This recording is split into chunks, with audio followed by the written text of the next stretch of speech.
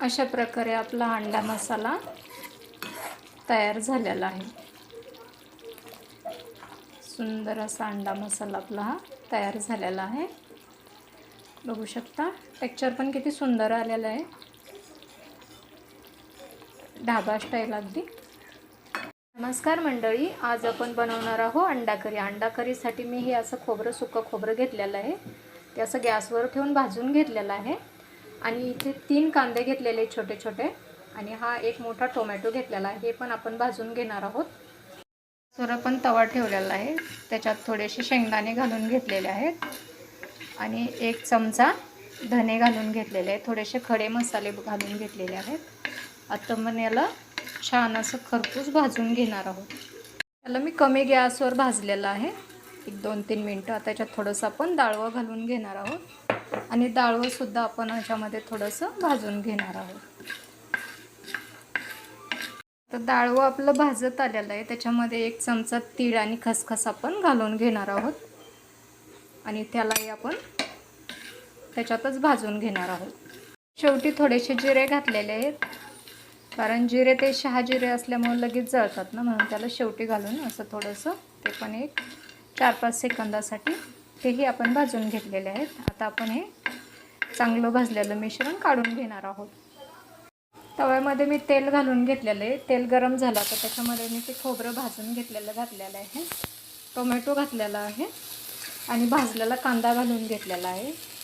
2-4 लसूणच्या पाकळ्या घेतलेल्या आहेत, 1 इंच अद्रकचा तुकडा घेतलेला आहे आणि त्याला आपण असं आणखीन एकदा चांगलं भाजून घेणार आहोत। हा मसाला थंड करून मिक्सरच्या जारमध्ये घालून घेतलेला आहे। आता याला आपण बारीक वाटून घेणार आहोत।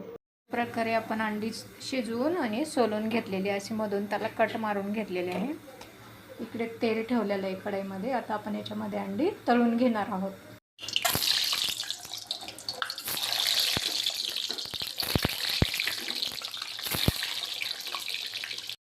अंडी गोल्डन फ्राय झालेले आहेत, आता आपण याला काढून घेणार आहोत। ही छान गोल्डन फ्राय झालेली आहे। आपण त्याच तेलामध्ये आपला हा वाटून घेतलेला मसाला आहे तो घालून घेणार आहोत। तर आपण मसाला सर्व त्याच्यामध्ये घालून घेतलेला आहे। आता त्याच्यामध्ये आपण घालून घेऊया 1 चमचा लाल तिखट, 1 चमचा कांदा लसूण मसाला आणि थोडासा घरचा गोडा मसाला आणि चवीपुरतं मीठ घालून घेणार आहोत आणि त्याला आता एकसारखं आपण हलवून घेणार आहोत।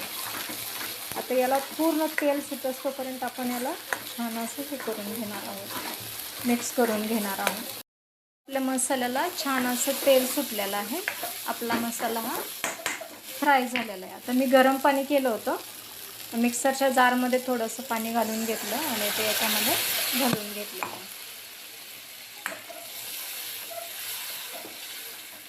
अशा प्रकारे आपली ही अंडा मसाल्याची ग्रेव्ही तयार झालेली आहे। आता आपण त्याच्यामध्ये अंडी घालून घेणार आहोत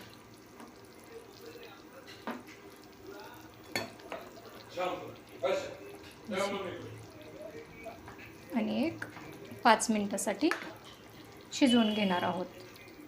टेक्स्चर पण खूप सुंदर आलेलं आहे, छान अशी आपली अंडा ग्रेव्ही भाजी तयार झालेली आहे।